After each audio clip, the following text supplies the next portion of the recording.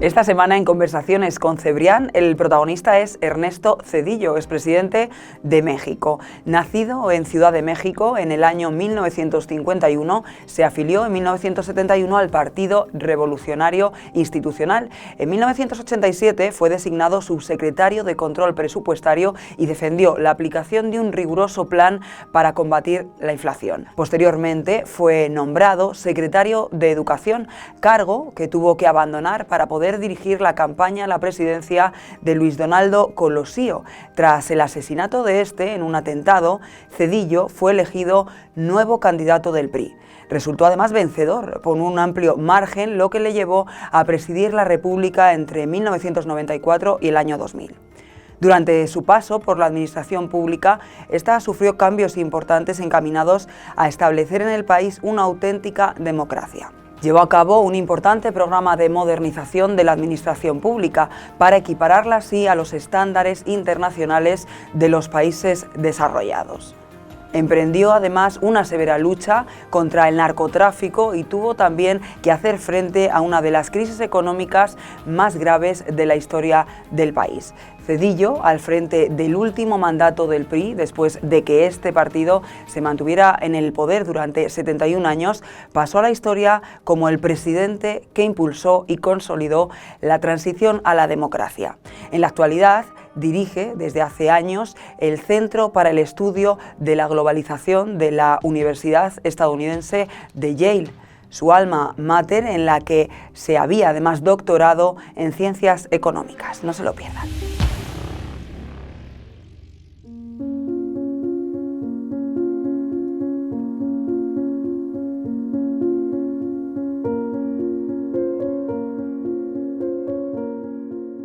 Bueno, querido Ernesto, como ya te he explicado, estamos haciendo, después de una serie sobre la transición española, otra serie sobre la situación en América Latina, en América Hispana.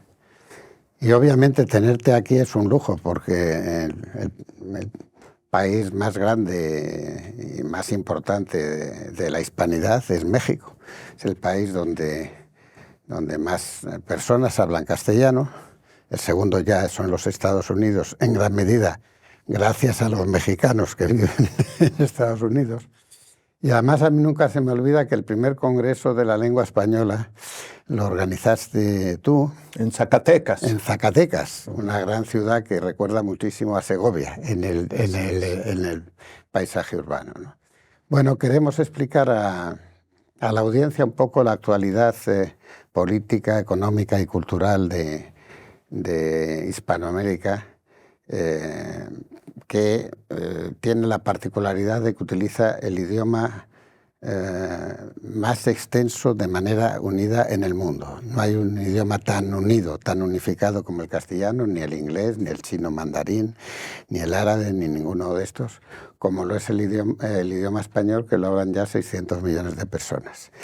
Y sobre todo de tu protagonismo en la historia de México y de Hispanoamérica, porque en realidad tú pusiste punto final al periodo que después de la Revolución Mexicana vivió México, de institucionalidad a veces difícil, a veces no estrictamente democrática, y precisamente gracias a tu labor como presidente, México vivió a partir de entonces una democracia total, con independencia judicial, con una constitución moderna, lo que por otra parte dio paradójicamente opción a la oposición conservadora de ganar las elecciones y de hacer un planteamiento de alternancia como en los grandes países europeos o Estados Unidos en la época. Quería preguntarte por eso, ¿cómo ves, porque he visto críticas tuyas en algunas publicaciones y notablemente en Letras Libres, críticas a la gestión de Andrés Manuel López Obrador y a la situación actual política de México? ¿Qué está pasando en México ahora con la democracia? Bueno, primero que nada es un gran gusto verte y estar contigo en esta nueva etapa de tu larga vida profesional como periodista. naciste periodista y en muchos años te morirás como periodista, y me da gusto que, ojalá sean muchos. Serán muchos. Seguirás ahí, y eso es para bien de la profesión y para bien de quienes te leemos y te conocemos. Y empiezo haciendo una aclaración. Durante muchos años, desde que dejé de ser presidente de México, tenía yo el propósito de nunca opinar sobre asuntos políticos de mi país. Cuando se me preguntaba la razón, decía, no me toca hacerlo. Asuntos políticos, incluso políticas públicas, y decía yo, hay una sola razón que me haría volver a opinar sobre México, y esa razón sería si la democracia mexicana, que tanto trabajo costó construir, estuviera amenazada. Desgraciadamente, esa amenaza se ha dado y se ha materializado más allá de las peores pesadillas que un servidor hubiese tenido. Al final de la presidencia del señor López Obrador, se propuso, quizás era un plan que ya tenía, destruir por completo a la democracia mexicana. Y la verdad lo logró. Y lo logró ciertamente apoyándose en su partido y con la complicidad abierta de la ahora presidenta de México, la doctora Claudia Sheinbaum. ¿Por qué digo que lo logró? Bueno, porque en México ya el partido en el gobierno no solamente tiene control total del Congreso y obviamente del Ejecutivo a nivel federal y de prácticamente la mayoría de los gobiernos estatales, sino que además se dieron a la tarea, y esto en las últimas semanas de López Obrador, de destruir, y la palabra es correcta, destruir al Poder Judicial, tanto a nivel federal como los poderes judiciales estatales. Y además se dieron a la tarea de destruir aquellos organismos autónomos de Estado que se habían creado como contrapesos del Poder Ejecutivo y también del Legislativo, porque eran órganos profesionales a los que se les habían encargado materias muy delicadas e importantes para el funcionamiento del propio Estado, y eso también ha sido demolido. ¿Te refieres al Instituto Nacional Electoral? Bueno, me refiero a muchos, desgraciadamente. Me refiero al instituto que estaba a cargo de la información y transparencia, me refiero al instituto que regulaba la competencia, me refiero al instituto que regulaba las telecomunicaciones, y por supuesto se apoderaron de las que se supondrían serían autoridades electorales a través del vencimiento de los nombramientos, y de hecho han estado cocinando, preparando una reforma para constitucionalmente eliminar la autonomía tanto del tribunal como del Instituto Nacional Electoral. De facto ya lo tienen, porque López Obrador amañó todo para hacer nombramientos de incondicionales, y gracias a eso, por cierto, es que lograron la mayoría calificada tanto en la Cámara de Diputados como en la Cámara de Senadores, lo cual les permitió hacer cambios a su manera a la Constitución de la República. Bueno, esto que narras, que es extraordinariamente preocupante y grave para quienes creemos en la democracia y quienes creemos que es un malísimo régimen político, pero es el menos malo de todos los que existen, como decía Churchill, me recuerda a lo que está sucediendo en otros países, a lo que ya ha sucedido, esa llamada democracia participativa que se opone a la democracia representativa y que es fruto del populismo, y según la cual en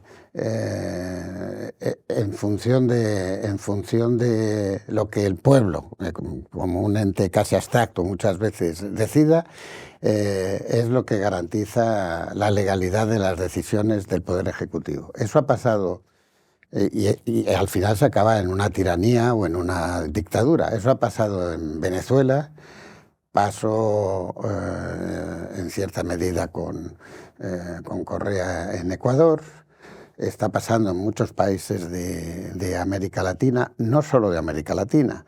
Vemos también tendencias ultraderechistas, en este caso, pues de repente en Europa Occidental, donde está creciendo nada menos que el partido neonazi en Alemania, donde gobernantes como Orbán en Hungría pues también están tratando de liquidar el poder judicial.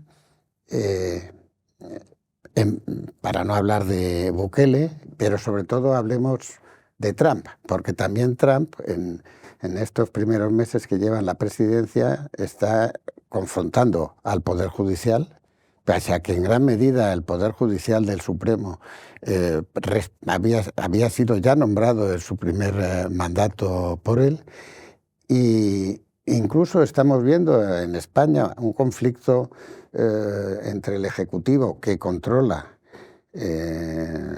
a través de pactos con diversos partidos minoritarios, controla el Parlamento, un conflicto directamente con los jueces. Parece como si el Estado de Derecho, el rule of law, estuviera prácticamente amenazado en las primeras potencias democráticas del mundo. Para no hablar naturalmente de Rusia, de China y de los países que no son democráticos. ¿Tú crees que la democracia, es decir, tú crees que el ejemplo de Venezuela o México, o para no hablar de Nicaragua o Cuba,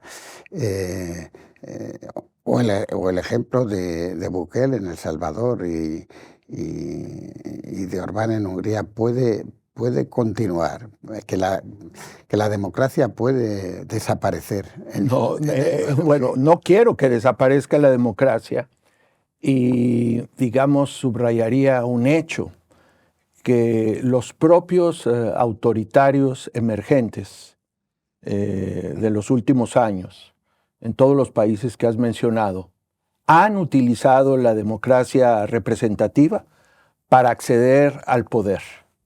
Y acto seguido, una vez que logran ese poder gracias a la democracia, se abocan a destruir la democracia, pero no porque tengan un mejor sistema de gobierno que ofrecer, sino simplemente reflejando su ambición de poder, sus instintos autoritarios, y la idea de que solo ellos saben lo que es mejor para el pueblo. Y obviamente para ellos el pueblo son aquellos que los apoyan por razones correctas o por razones equivocadas.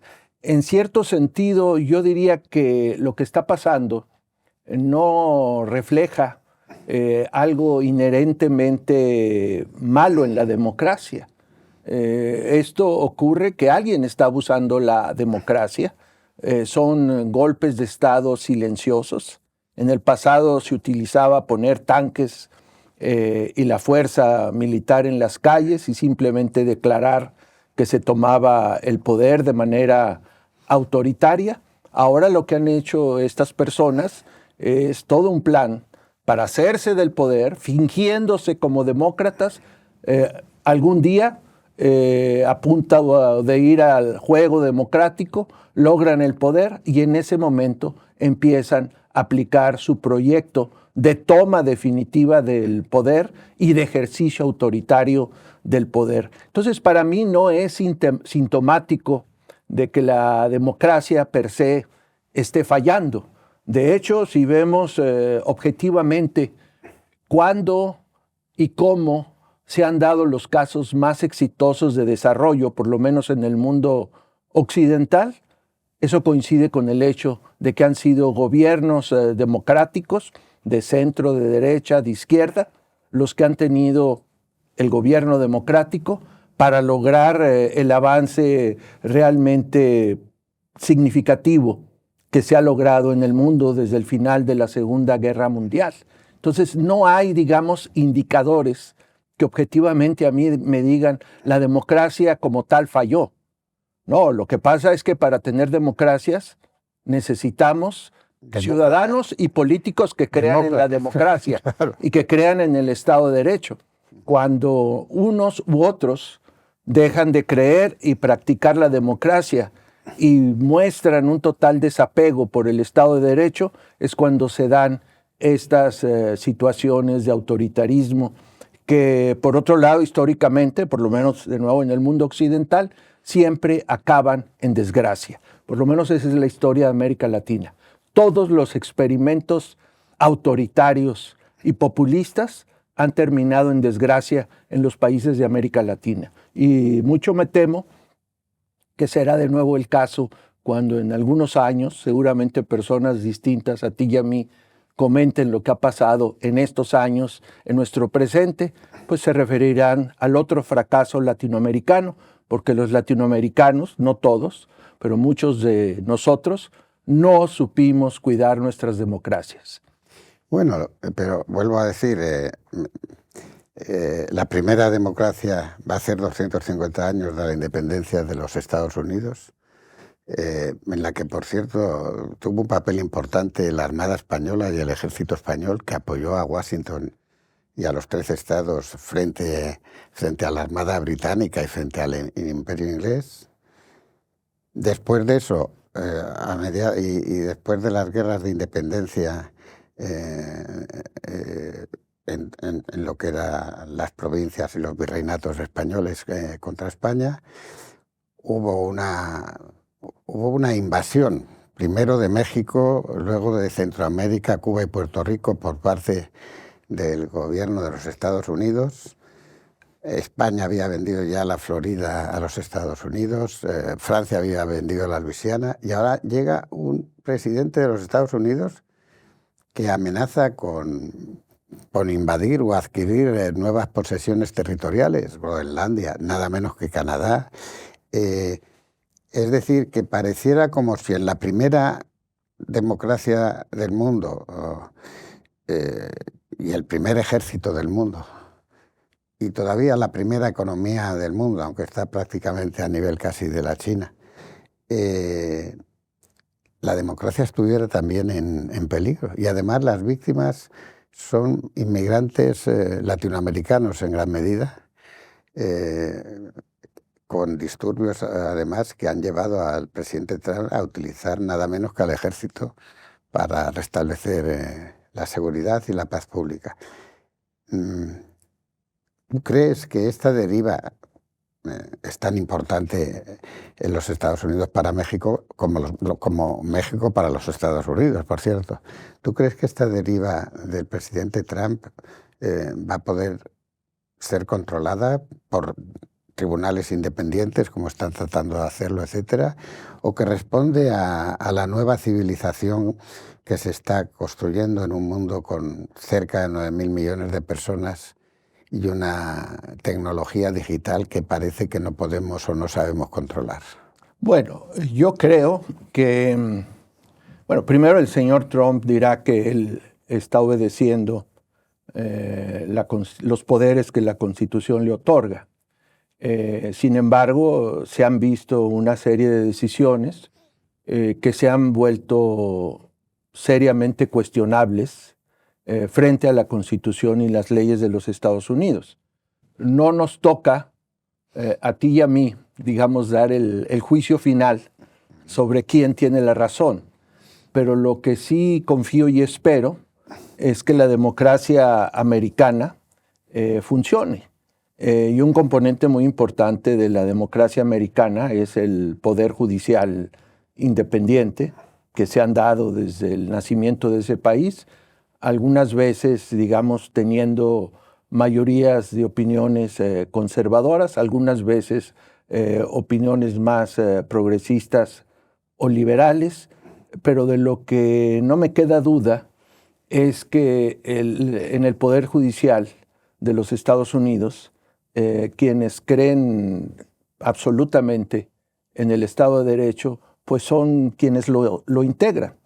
Y aunque haya miembros de ese Poder Judicial, incluso en la Suprema Corte, pues que tengan una clara intención de respaldar, sobre todo políticas sociales conservadoras, mi deseo y mi esperanza es que en Estados Unidos va a funcionar la democracia, y está funcionando la democracia, porque un contrapeso muy importante de una democracia es el poder judicial. Y eso de nuevo me remite a la perversidad del caso mexicano. El señor López Obrador se enojaba mucho porque decisiones arbitrarias que él tomaba, de acuerdo a la Constitución, eran cuestionadas, eran llevadas a los tribunales, llegaban en algunos casos hasta la Suprema Corte de Justicia de la Nación, y su gran venganza, y además parte de su proyecto autoritario, fue simplemente decir: vamos a destruir al Poder Judicial. Y a partir de hace unos días, el Poder Judicial en México está prácticamente cesado, sus integrantes, desde jueces de la Suprema Corte, ministros de la Suprema Corte, hasta jueces federales, locales, pasando por magistrados, están cesados. Y ahora han instalado en una farsa de elecciones, que no tiene nada de elecciones, que no tiene nada de democracia, sino que desde el principio ellos decidieron quiénes eran los candidatos, y después de esos candidatos que ellos eligieron, le dijeron a la gente que ellos movilizaron con sus tácticas clientelistas por quiénes deberían de votar. Esto es gravísimo, pero como he venido diciendo desde septiembre, también parece ser un ensayo de lo que piensan hacer en futuras elecciones. Entonces, yo no declararía difunta la democracia de Estados Unidos de ninguna manera. Creo que va a funcionar. Sí, con mucha tristeza, declaro difunta la democracia mexicana. Tendrá que volver a nacer, porque estas personas de un partido que se hace llamar Morena, que se ha instalado prácticamente como partido único, pues ha hecho todo lo necesario constitucionalmente para quedarse en el poder y abusar del poder y no tener enfrente a nadie que les haga rendir cuentas. Ese ha sido el proyecto y lo están ejecutando, entre comillas, a la perfección.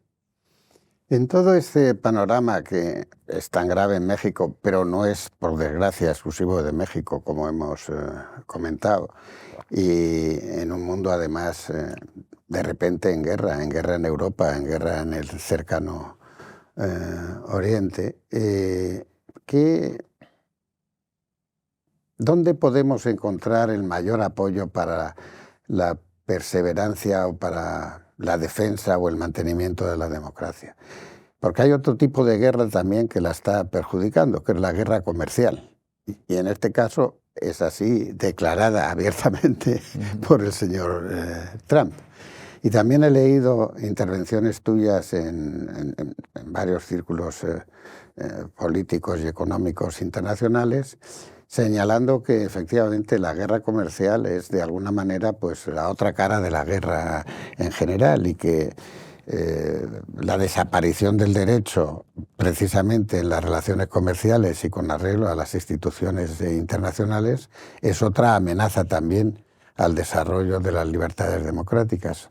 ¿Cómo ves esta situación con todo este lío de las tarifas, los impuestos, Bueno, en todos los hechos que podemos lamentar que han ocurrido en el mundo, digamos en el último año o en los últimos meses, hay un denominador común. Y ese denominador común es el desapego al Estado de Derecho.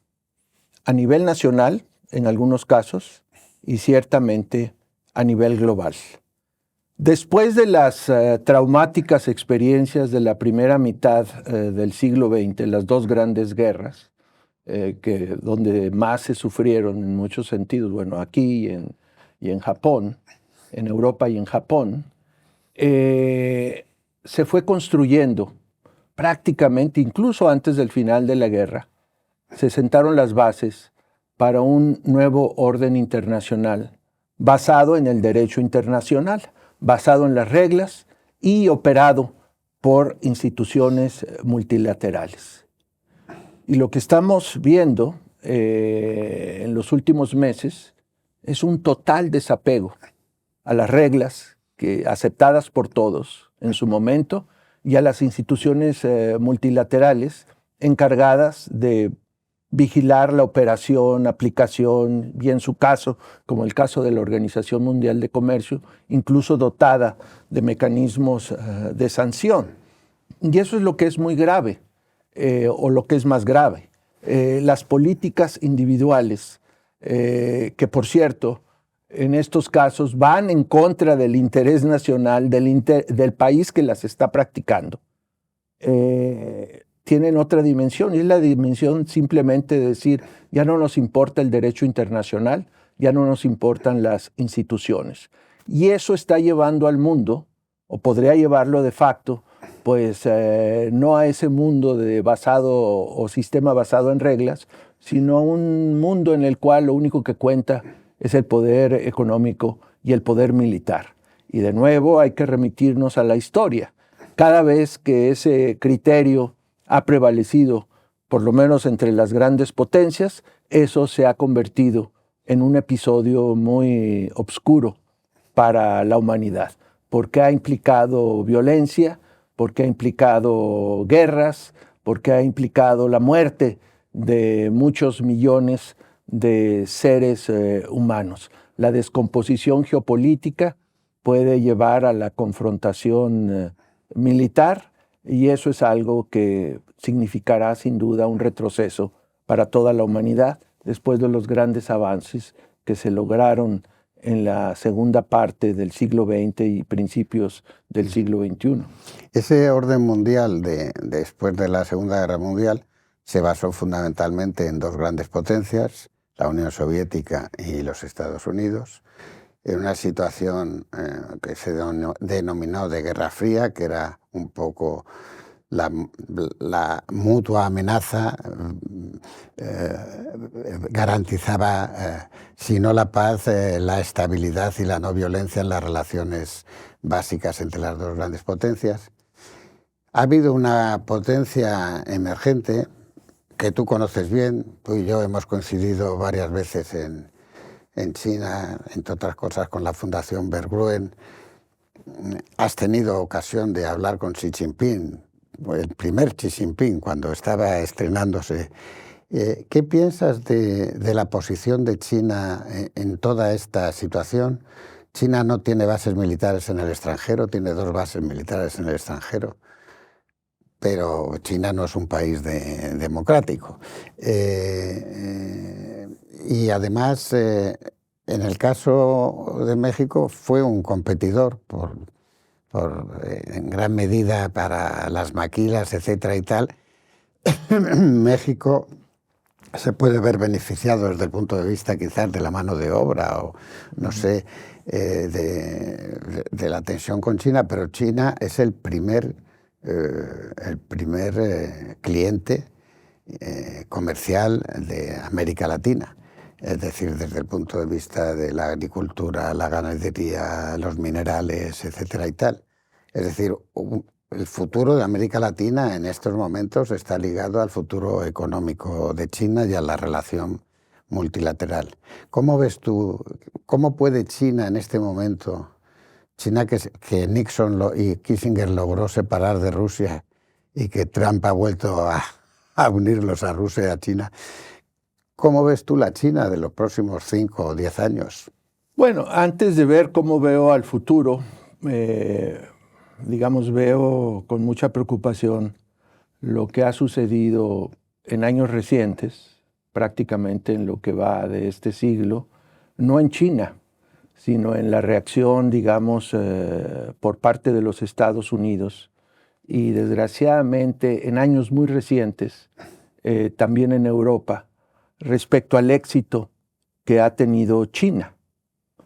Ha sido el éxito económico más grande de la historia de la humanidad. Ningún país había podido avanzar económicamente tan rápido como lo hizo China, de ser un país muy subdesarrollado hace 40 años, a convertirse en la potencia económica que hoy en día es. Y yo creo que eso ha sido y debiera seguir siendo una oportunidad para el mundo. Imaginémonos una China de 1.3 mil millones de personas pobre, en la miseria, siendo una presión para la emigración mundial, siendo un país inestable. Bueno, eso sería terrible. Yo creo que al mundo le conviene una China con progreso económico. Serán los chinos los que en su momento decidan el sistema político que más les conviene. Yo tengo mis propias ideas de cuál debería de convenirles, pero como le he preguntado a varios de los presidentes chinos, algún día será democracia, y todos me han dicho sí, pero no sabemos cuándo. Bueno, es un asunto de los chinos, pero por lo pronto creo que la idea que sostuvieron desde Nixon, pasando por otros presidentes de los Estados Unidos, señaladamente el padre Bush, el presidente Clinton, el hijo Bush, presidente número 43 de los Estados Unidos. Me parece que la idea que de la manera como deben de conducirse las relaciones con China es a través de la interacción y la interdependencia. Que si hay alguna posibilidad real de tener una coexistencia mutuamente beneficiosa y pacífica con China, es a través de la interacción. Lo que ha venido haciéndose en los últimos años es tratar de empujar a China afuera del orden mundial, dejar que haga China su propio círculo de intereses económicos. Eso lo inició Estados Unidos con el presidente Trump, declarando unilateralmente, y creo que eso lo dirá algún día un tribunal de la Organización Mundial de Comercio, ilegalmente, y más recientemente con otras acciones, quizás violando la Constitución de los Estados Unidos, una presunción, pero eso le toca decirlo a los jueces de los Estados Unidos. Creo que esa política no es benéfica, ciertamente no para China, ciertamente no para los Estados Unidos y ciertamente no para el mundo. Y por cierto, en cuanto a México, yo nunca he pensado que China haya causado daño o haya sido una amenaza para México. Que los mexicanos no hayamos podido aprovechar todavía las oportunidades que nos ofrecía el mercado chino y la inversión china, pues es otra historia, eso es responsabilidad nuestra. Pero creo que vivir en un mundo cuya economía global se ha dinamizado y modernizado gracias a China, debe verse como una oportunidad, no como una cosa que lamentar. Ahorita vivimos una situación, no tengo, digamos, información detallada, pero es la apariencia de lo que veo desde afuera, que de alguna manera los Estados Unidos quisiera que hubiera una ruptura no solamente con México, sino con otros países de América Latina de parte de la economía china. De hecho, en México se puede acreditar porque en la revisión del Tratado de Libre Comercio de América del Norte, se conocía por sus siglas en inglés NAFTA, cuando se reforma, una cláusula dice que México no puede celebrar acuerdos comerciales con China si estos no son aprobados por los Estados Unidos. Algo que en su momento yo consideré humillante e inaceptable que el gobierno mexicano haya aceptado, y eso fueron los gobiernos de Peña Nieto y de López Obrador, que aceptaran esa condición por parte de los Estados Unidos. No, yo creo que México, qué bueno que somos vecinos de los Estados Unidos, nuestro vecino y socio natural son los Estados Unidos, pero México puede y debe tener comercio y flujos de inversión con otras partes del mundo, como, bueno, México llegó a tener el récord mundial de acuerdos comerciales. Yo mismo, cuando tuve la responsabilidad, me aseguré que tuviésemos acuerdos con otras partes del mundo. Nunca tuve que pedirle permiso al gobierno de los Estados Unidos, nunca recibí un comentario negativo, por ejemplo, cuando negocié el acuerdo con la Unión Europea. Por el contrario, cuando ya había ocurrido, los comentarios que recibí fueron favorables del gobierno de los Estados Unidos.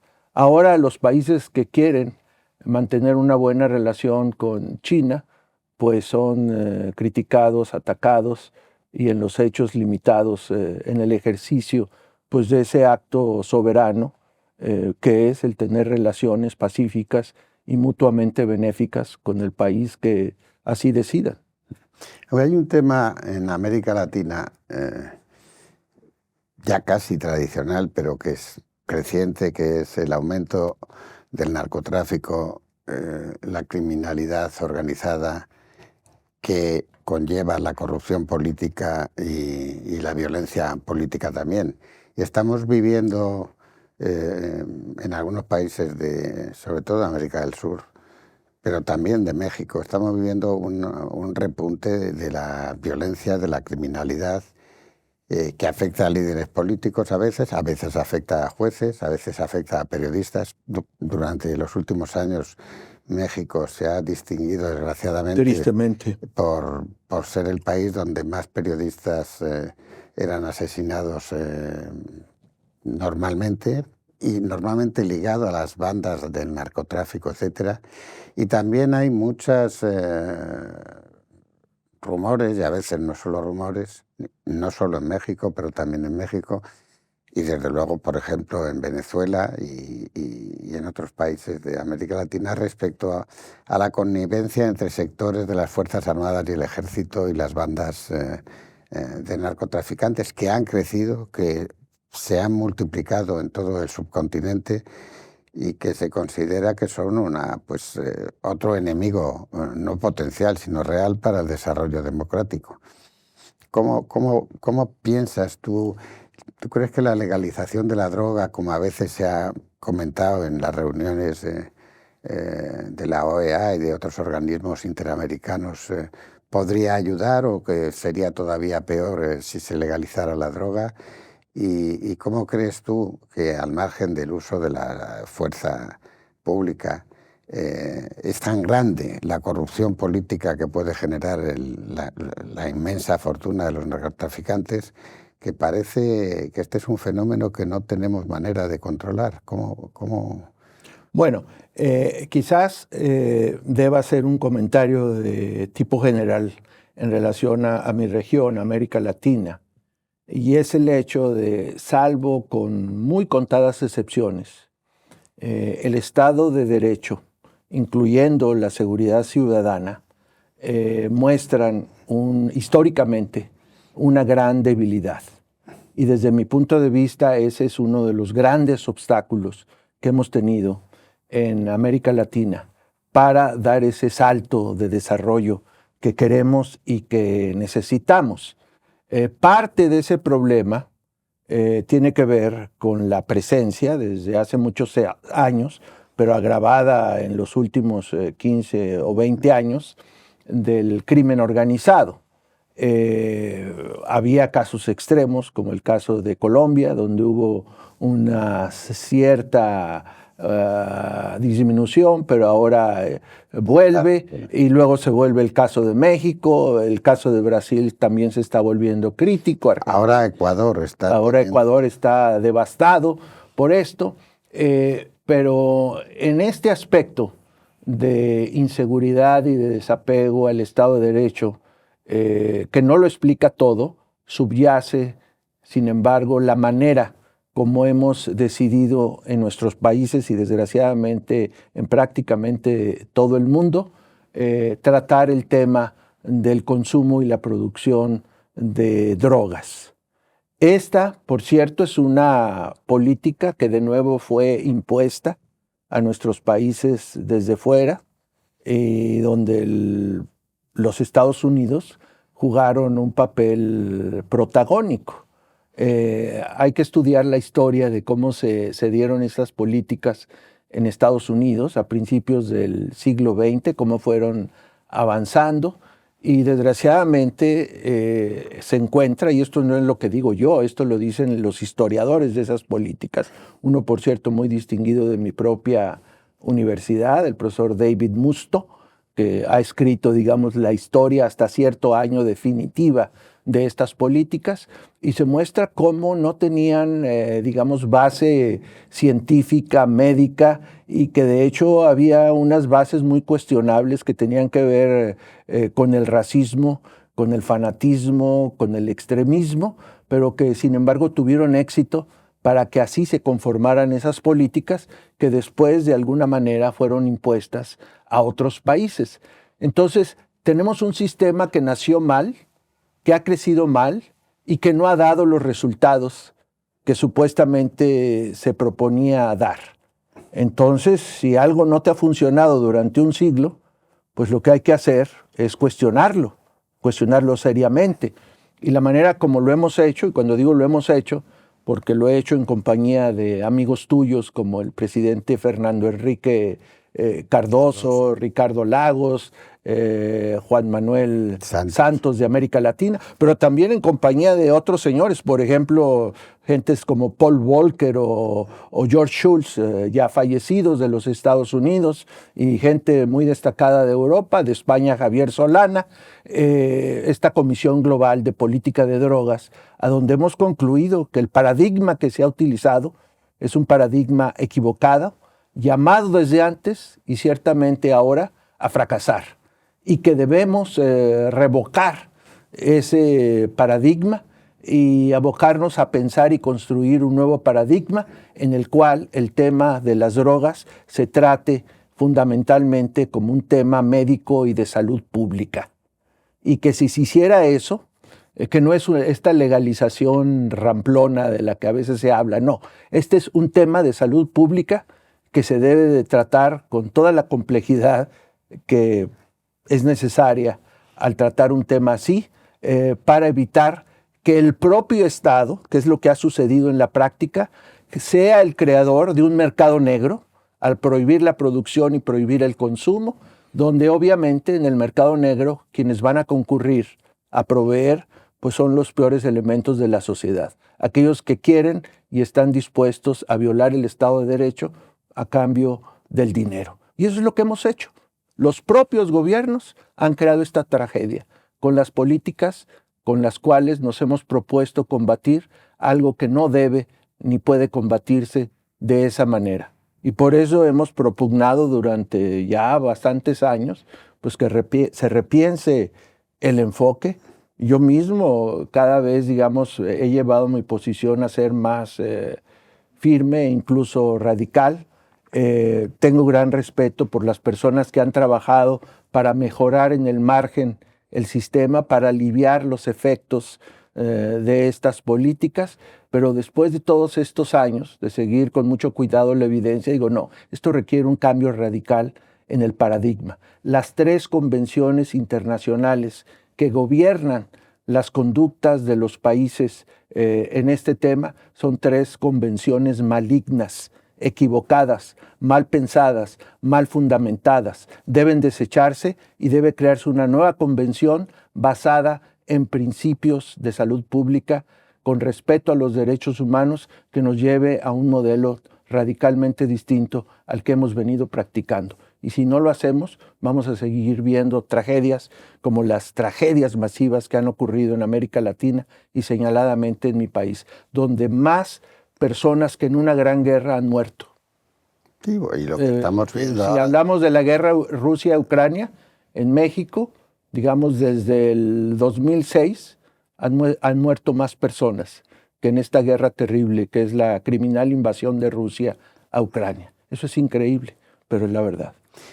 Pero yo estoy muy de acuerdo con vuestra posición. Lo que pasa es que no veo que haya avances positivos en realidad. Hubo un momento que parecía que en el seno de las organizaciones internacionales, sobre todo la OEA y las cumbres americanas, y eso cuando Juan Manuel Santos, tú, Fernando Enrique, Ricardo Lagos, etcétera. Pero ese es un debate que ha desaparecido. Desde entonces ha crecido el poder de las mafias. Además se están involucrando con numerosos gobiernos. Vuelvo a decir, no digamos en Venezuela, que es un narcoestado ya directamente, donde las Fuerzas Armadas son las propias mafias de la droga. Y además es un debate que prácticamente ha desaparecido de la opinión pública respecto a lo que pasaba hace 20 años, por ejemplo, etcétera y tal. Y además, Yo he visitado algunos de los famosos túneles de la frontera mexicana con los Estados Unidos y siempre se habla de las entradas de los túneles en México, pero nunca encuentran la salida en los Estados Unidos. Es una cosa, digo, bueno, si es un túnel tendrá una entrada, pero habrá una salida, ¿no? Y nunca he leído ninguna noticia de que hayan descubierto túneles sus túneles, los norteamericanos, los túneles por donde ahora hemos descubierto un pequeño túnel en Melilla, precisamente, donde drogas de menos calado, como el hachís, etcétera, pues entraban, pero han descubierto la entrada del túnel en la parte no española de Ceuta. Entonces, ¿podemos ser optimistas o qué habría que hacer? No, yo creo que no podemos ser optimistas si vemos los hechos. Es una tragedia humana de dimensiones increíbles por el número de personas que mueren, pero también por el número de personas que, teniendo un problema de salud, que es la adicción, se les pone en las manos de los criminales. O sea, la tragedia humana es inconmensurable, es apabullante. Y sin embargo, hay esta obstinación de no reconocer el fracaso. Creo que quizás hay vientos que soplan. De nuevo, este año el organismo correspondiente de Naciones Unidas ha hecho una declaración donde tácitamente reconocen el fracaso.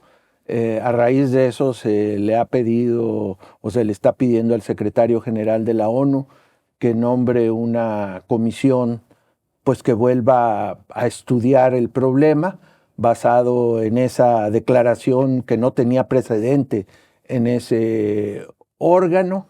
Y bueno, las personas que creemos que debe transformarse radicalmente el paradigma, pues tratamos de no desaprovechar ninguna oportunidad pues para dar nuestra opinión, para proveer nuestro análisis y tratar de persuadir a los gobiernos de que es necesario rectificar. Es algo en lo que no podemos darnos por vencidos, porque entre más nos tardemos, más graves serán los costos que se paguen. Y a veces en un país se alivian las circunstancias, pero es como un juego, ¿verdad? Aprietas aquí y surge por otro lado. Y ahora con estos opioides superpoderosos y muy relativamente fáciles y baratos de producir, bueno, razón de más para que el tema se trate como un tema serio, grave, profundo de salud pública. Y sin embargo, ¿verdad?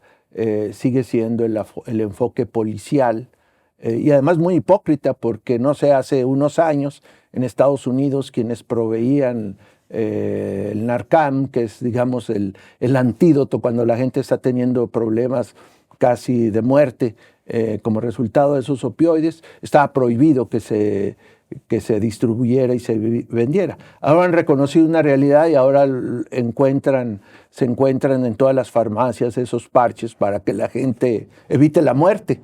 No, qué bueno. Pero si ese es el asunto, pues debiera verse todo el problema. Es decir, no, aquí tenemos un problema de salud pública, que además, en este caso, fue causado de nuevo por el Estado. Porque en los Estados Unidos empezaron los doctores, impulsados por los laboratorios, a recetar opioides como si fueran caramelos, ¿sí?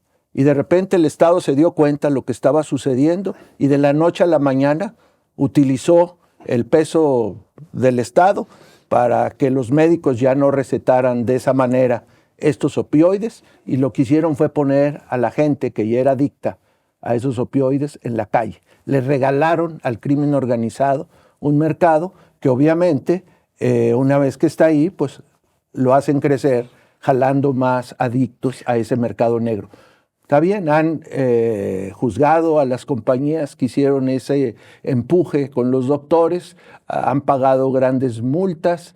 Mi pregunta es, ¿y al Estado quién lo va a demandar por haber tenido una política equívoca? Pero es una historia que reproduce un poco también los excesos de la ley seca y lo que pasó en los Estados Unidos con la ley seca, ¿no?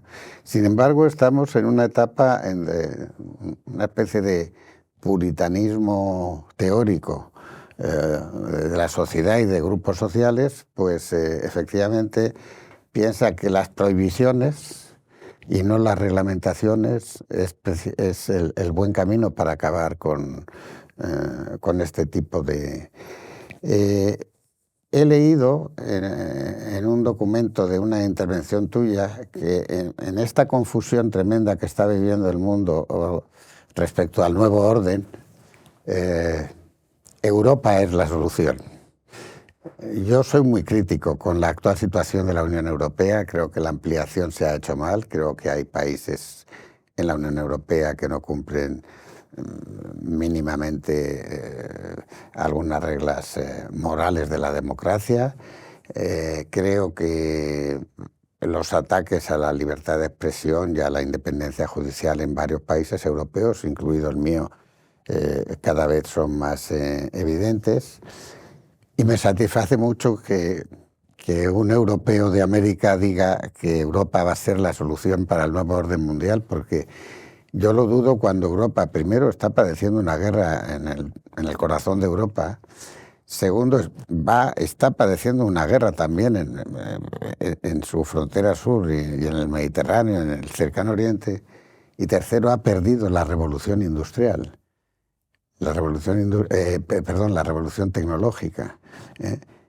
Y me satisface mucho que una persona bien informada y con tanta experiencia y capacidad como tú piense que Europa puede dar la solución, cuando muchos pensamos que Europa se ha convertido en un parque temático y en un lugar donde se vive maravillosamente bien, pero no sabemos hasta cuándo. Bueno, creo que estás practicando algo que veo mucho en mis amigos españoles, y es el, digamos, pesimismo hacia sí mismos, hacia España y hacia Europa. Francamente, si uno piensa lo que fue Europa hasta 1945, la primera mitad del siglo XX, y lo que es hoy Europa, pues tenemos que reconocer que algo bueno y muy importante han hecho los europeos. Y eso, algo bueno y mucho importante, tiene que ver con la integración que han logrado. Eso, por un lado, ha evitado lo que había ocurrido, grandes guerras en Europa. Bueno, allá los rusos, si se creen europeos, pues bueno, se rompió la magia, ¿verdad? Ojalá que algún día sean europeos y que Europa también sea, en cierto sentido, Rusia. Yo creo que algún día va a ocurrir, pero por lo pronto tenemos un conjunto de países que voluntariamente han formado esta asociación, que han evolucionado de ser un mercado para el acero y el carbón a hacer esta gran unión e integración económica, que en muchos sentidos también ya tiene una clara integración política, que evidentemente es un proyecto inacabado, pero donde los valores centrales tienen que ver con la democracia y el Estado de Derecho. Que haya países en los cuales los que quizás no crean en la democracia, gracias a la democracia, se hayan hecho del poder y ahora incluso usando como argumentos la propia Unión Europea como algo que no les conviene, lo cual no es cierto, es otra cosa. Pero yo creo que el proyecto ha sido extraordinario. Uno de los grandes beneficiarios, por cierto, ha sido España. ¿No? O sea, es increíble los que tuvimos la fortuna de venir a España. Yo, en mi caso, mi primer viaje a España fue ya en 1980, cuando ya empezábamos a ser europeos. Estaba la discusión, sí. Estaba la discusión en ese momento de la OTAN. Obviamente la Unión Europea como tal no existía, ¿verdad? Era el gran dilema entonces acá en España y hubo una decisión por avanzar, y eso fue claramente para el beneficio de España. Ahora, ¿por qué creo que la Unión Europea, digamos, es la esperanza? Pues simplemente porque veo que a pesar de lo que se diga, los valores que la han hecho crecer como potencia son valores que están ahí. Tienen resultados que mostrarse a sí mismos y al mundo. Y me parece que en este momento en que nuestros amigos de los Estados Unidos parecen tener dudas, aunque yo creo que al final las cosas estarán bien, creo que Europa tiene un papel muy importante que jugar, no para confrontar a los Estados Unidos, sino precisamente para hacerle ver a los Estados Unidos cómo esta gran potencia que es la Unión Europea, porque lo es, su tamaño de la economía es casi como la de Estados Unidos, y si bien al margen puedes decir, no, la tecnología, bueno, quién sabe, el acceso a la tecnología es universal y los europeos la tienen, la desarrollan y la saben usar como cualquier otro, pero yo creo que los europeos son quienes pueden hablar con otros países del mundo u otros grupos de países, decir, vamos a juntarnos, no para enfrentar, sino para convencer a nuestros amigos que es en el interés de ellos y de nosotros proteger, ciertamente mejorar el orden internacional basado en reglas y que no nos conviene movernos a un mundo en el cual la confrontación, el poder y el abuso sean lo que funcione y dé resultados. Creo que Europa tiene la autoridad moral y la fuerza económica e incluso militar, ¿sí? Porque si sumas los presupuestos militares... Si logra organizarse. Bueno, por eso, entonces lo que pasa es que hay que acabar el proyecto europeo. No hay un mercado común de energía, no hay un mercado, digamos, bancario y financiero, un mercado de capitales. O sea, hay varios proyectos inacabados en Europa que si se dan, y yo no diría que esa es condición sine qua non, con la fuerza actual que tiene Europa, podría hacerse mucho. Y sin embargo, pues lo que hemos visto, no solamente por parte de Europa, sino por parte de otras potencias, es tratar de jugar a la música de los americanos, acuerdos bilaterales. No, se está violando el derecho internacional, es lo primero que se tiene que decir. Existen instituciones que hemos creado bajo tu liderazgo. ¿Por qué no nos atenemos a esas instituciones? ¿Por qué no llamamos a los que se han asociado en el Pacífico? ¿Por qué no llamamos a otros bloques comerciales y formamos un frente común? Primero para dialogar, pero como parte de ese diálogo para señalar de qué manera se está violando el derecho internacional con estas conductas. La única potencia que tiene la fuerza moral, económica, yo diría militar, es Europa.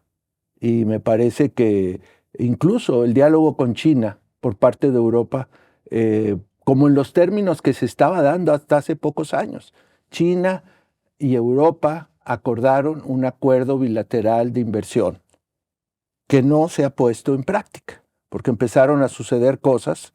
Bueno, hay que recuperar esos instrumentos, hay que recuperar ese diálogo, porque es en el interés de todos, principalmente de los Estados Unidos. Ese era el sueño de los, y con esto tenemos que terminar porque estamos ya fuera de tiempo, ese era el sueño de los creadores de Europa, de los Estados Unidos de Europa. Era el proyecto de Delors, era el proyecto de los padres en los años 50. Delors luego lo impulsó mucho y sin embargo me encanta tu optimismo, pero realmente hay demasiado euroescepticismo en este momento en muchos países europeos y desde luego es importante que alguien con tu experiencia, tu sabiduría y tus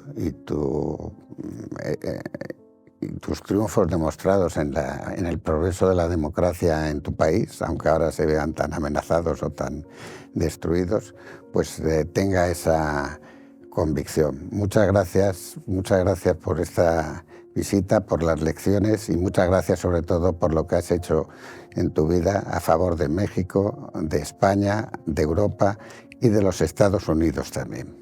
Muchas Bueno, gracias a ti y gracias por tomar, dijiste que era un europeo de América. En realidad soy un mestizo, porque en mi familia hay obviamente nuestra raíz española, nuestra raíz indígena y también afroamericana. Así que me considero un mestizo de buena cepa de México y de América, el continente. Bienvenido y muchas gracias.